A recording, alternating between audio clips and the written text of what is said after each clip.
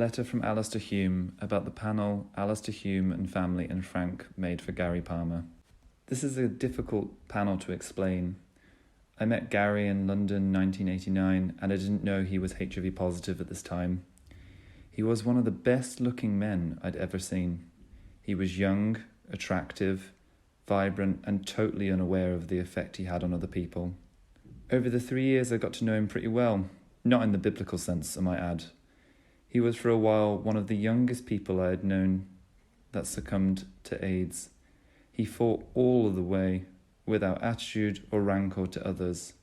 He had known Jamie Fraser, the first person I knew with full-blown AIDS, as it was described then. Jamie taught him a great deal about dealing with his diagnosis. For the time I knew Gary, he was unaware about my own diagnosis. Would this have made a difference to our relationship? I will never know. He had a lot of friends from all walks of life.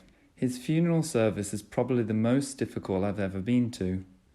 Being as good-looking as he was probably the reason that most people found his death difficult. Frank, his lover, had arranged the funeral, and with or without planning it the way that it happened, he managed to get to the point about the loss of someone very special to him in such a way that nobody who witnessed the service was in any doubt that Gary lived. When we all arrived at the London Lighthouse for the service to commemorate Gary's life, we were suddenly faced with a very large photograph of Gary on the wall above where his coffin was placed. It was 4 foot by 4 foot. We all instantly knew why we were there, if there had been any doubt beforehand. Flowers were allowed as long as nobody sent white lilies. The reason for this became obvious very quickly.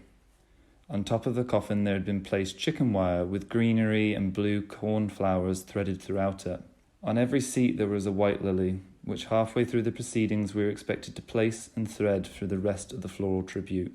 This is probably one of the most difficult remembrances of someone's life I've ever been to be faced with a person watching your every move during the service and to try and keep yourself together for the duration. I couldn't control my emotions at all. Well done, Frank and Gary. Between you managed to let people feel and show the truth about how we felt without any guilt about not being strong.